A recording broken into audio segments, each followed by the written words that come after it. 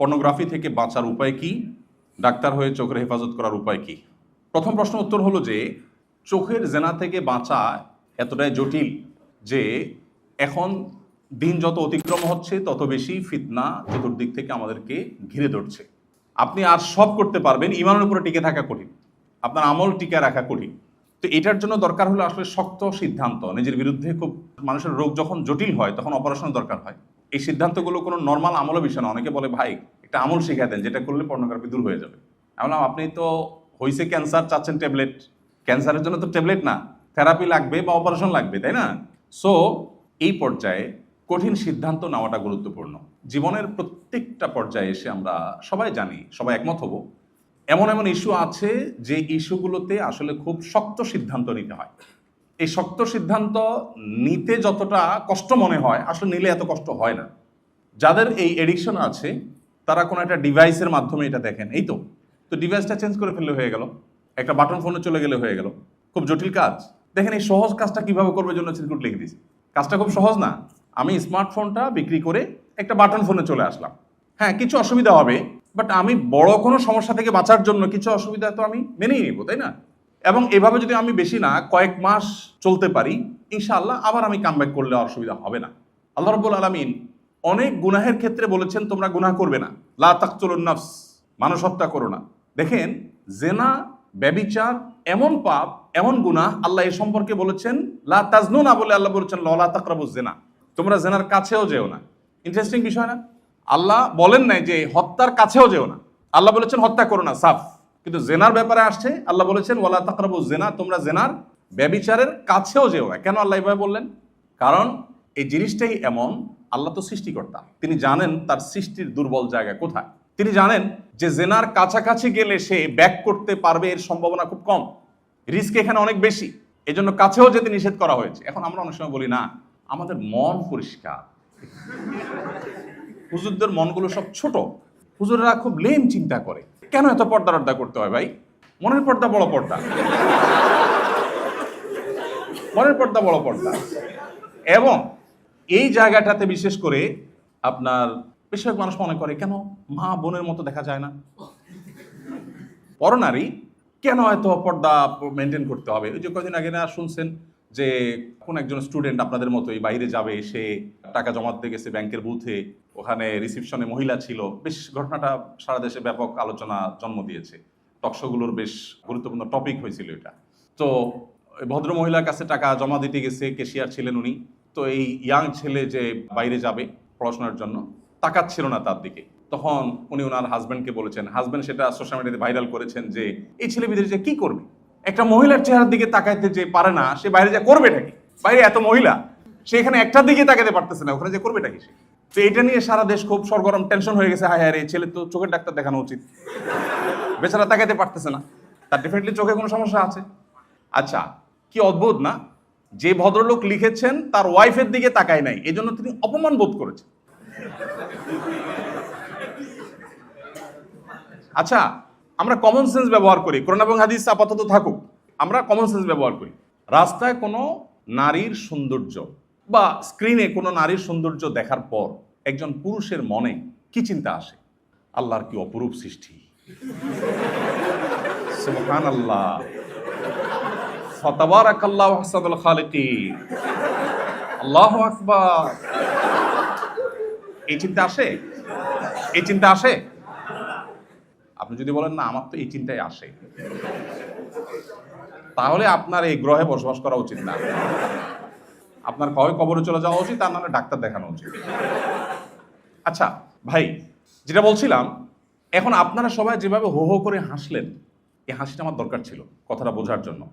এই হাসিটা প্রমাণ করছে যে আপনারা সবাই জানেন, এটা ওপেন সিক্রেট, যে কোনো নারীর খোলামেলা শরীর, চেহারা, সৌন্দর্য দেখার পর পুরুষের মনে কি চিন্তা আসে এটা আমরা সবাই জানি।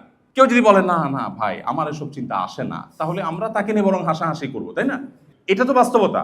ওকে, এবার কেউ তার বউ, তার বোন, তার ফ্যামিলির কোনো মেয়ে, অন্য কেউ তার দিকে তাকালো না, সে অপমান বোধ করছে, তার চয়েস নিয়ে আমার আলাপ নাই।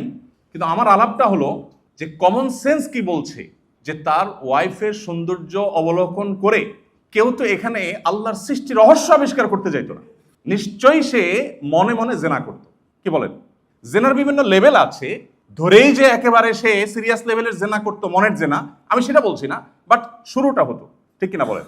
তাহলে একজন, আপনি ইসলামকে এক পাশে রেখেও যদি চিন্তা করেন, একজন মিনিমাম কমন সেন্সালা মানুষ তার স্ত্রী, তার ফ্যামিলির কোনো মেয়ের সৌন্দর্য অবলোকন করে, অন্য আজকাল সোশ্যাল মিডিয়া দেখেন কাপল ব্লগ আর কত কিছু বাইর হয়েছে না, বইয়ের ছবি দিয়ে দেয়, কেউ যখন লিখে দেয় কি জানি কি লেখে কমেন্টগুলো, সাধারণত সুন্দর কোনো মহিলার ছবি দিল, নিজের বউর ছবি দিল, ফ্রেন্ড লিস্টের লোকজন এসে কি লেখে,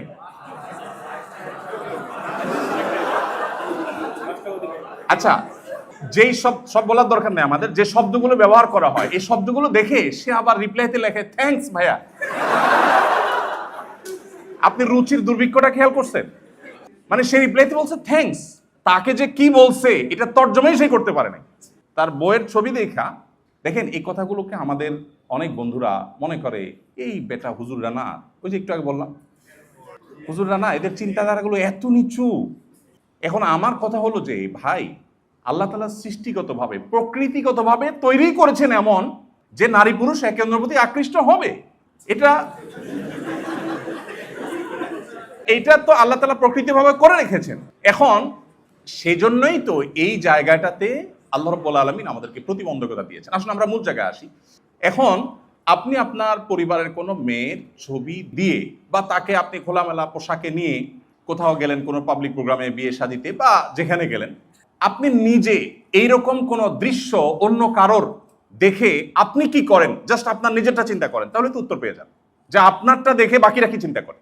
যে চিন্তাগুলো তারা করে এর একটাও যদি মুখ দিয়ে তারা উচ্চারণ করতো অথবা প্লে কার্ডে লিখে ধরে রাখতো, আপনি জুতা নিয়ে দৌড়াতেন। বাট আপনি জেনেও না জানা ভান করে আছেন।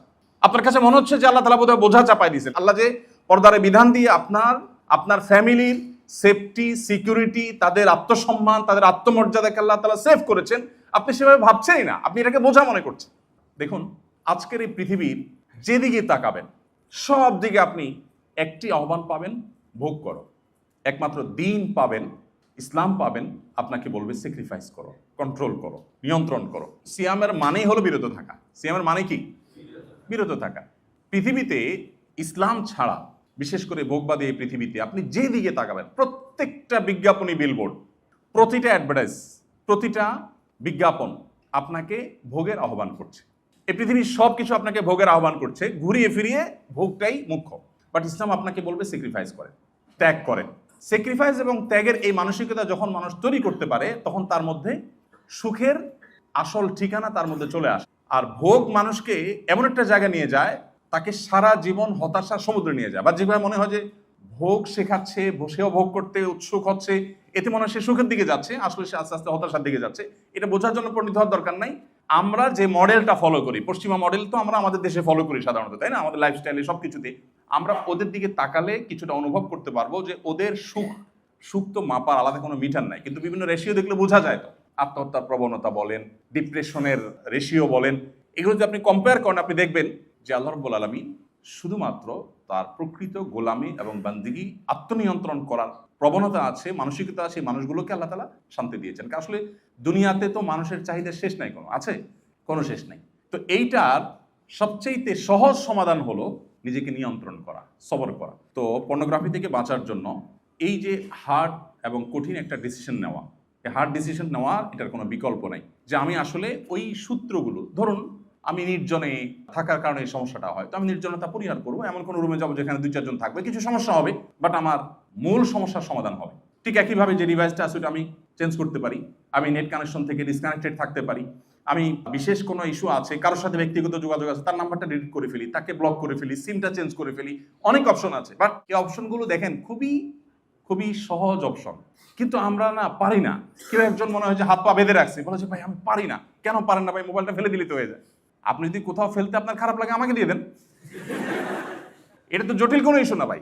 তো আল্লাহ তাআলা আমাদেরকে হিম্মত দান করুন, সাহসিকতা আল্লাহ তাআলা দান করুন। স্থায়ী সমাধান হলো বিয়ে শাদী, বিয়ে করে ফেলা। তো বিয়ে নিয়ে এত প্রশ্ন আপনাদের, আমি এক নজর দেখলাম, সুবহানাল্লাহ। মানে লিটন ভাই হাতে কতগুলা দিছি, রিপিটেড প্রশ্ন, বিয়ে বিয়ে বিয়ে। আপনাদের আর্তনাদ, আপনাদের এই আর্তচিৎকার দেখেন। ইসলাম শুধুমাত্র আপনাদের এই এই যে প্রকৃতিগত ন্যাচারাল আপনাদের যে ডিমান্ড, এটাকে একমাত্র ইসলাম রেসপেক্ট করে। আপনি ইসলামের বাইরে আজকের এই প্রচলিত সমাজের কাছে যান, বলবেন নো, খবরদার, বয়স হয়েছে কত বেটা, তুমি আগে নিজের পায়ে দাঁড়াও। এখন যে দাঁড়াচ্ছ এগুলো তোমার পাও, তোমার না, সো নিজের পায়ে দাঁড়াও। আপনি দেখবেন কই না, আমার পা তো আমারই আছে, কিন্তু সমাজ বলতেছে না না, নিজের পায়ে দাঁড়াও। আমি আমার গল্প সবসময় বলি, এর আগেও এখানে একটা প্রোগ্রামে বলছিলাম ভাইদেরকে, আমি বিয়ে করেছি তখন আমার বেতন 2800 টাকা। 2800 টাকা বেতন তখন আমি বিয়ে করেছি কোথায়? ঢাকা শহরের বাড়িয়ালির মেয়ে, গ্রামে, এদের জন্ম ঢাকায়, সব ভাই বোনের, এরা এস্টাবলিশড এখানে, আর আমার বেতন কত? 2800 টাকা। তো আমি তো সাহস করছি আলহামদুলিল্লাহ। যাই হোক, সে গল্প অন্যদিন বলা যাবে। খোলাসা কথা হলো, পর্নোগ্রাফি থেকে বাঁচার জন্য আর্লি বিয়ে করা এবং নির্জনতা দূর করা, এবং আপনার যে ডিভাইসগুলো বা যে আপনার ইস্যুগুলো আমাকে এইদিকে নিয়ে যায়, সেগুলো থেকে সম্পর্ক ছিন্ন করার জন্য কিছু শক্ত সিদ্ধান্ত নেওয়া, এগুলো ছাড়া আসলে এখান থেকে বাঁচা খুবই কঠিন।